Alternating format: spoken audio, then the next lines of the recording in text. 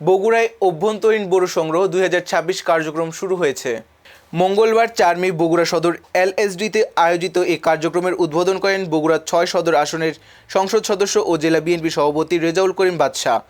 ভারপ্রাপ্ত জেলা প্রশাসক রাজিয়া সুলতানার সভাপতিত্বে অনুষ্ঠানে আরও উপস্থিত ছিলেন জেলা খাদ্য নিয়ন্ত্রক কাজী সাইফুদ্দিন, সদর উপজেলা নির্বাহী কর্মকর্তা আব্দুল ওয়াজেদ, উপজেলা খাদ্য নিয়ন্ত্রক হারুনুর রশিদ, সদর উপজেলা কৃষি কর্মকর্তা ইসমত জাহান, সদর এলএসডির ভারপ্রাপ্ত কর্মকর্তা আতিকুল ইসলাম ফরিদ, জেলা বিএনপির যুগ্ম সাধারণ সম্পাদক তৌহিদুল ইসলাম মামুন, কোষাধ্যক্ষ সাদাত হোসেন সহ খাদ্য ও কৃষি বিভাগের বিভিন্ন পর্যায়ের কর্মকর্তারা।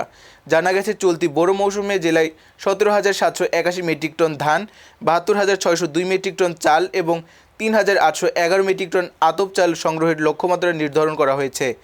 এর মধ্যে সিদ্ধ চালের পাশাপাশি আতপ চালও অন্তর্ভুক্ত রয়েছে।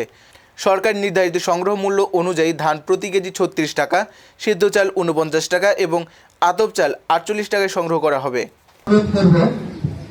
আজকে এই সংগ্রহ অভিযান উদ্বোধনী অনুষ্ঠানে প্রধান অতিথি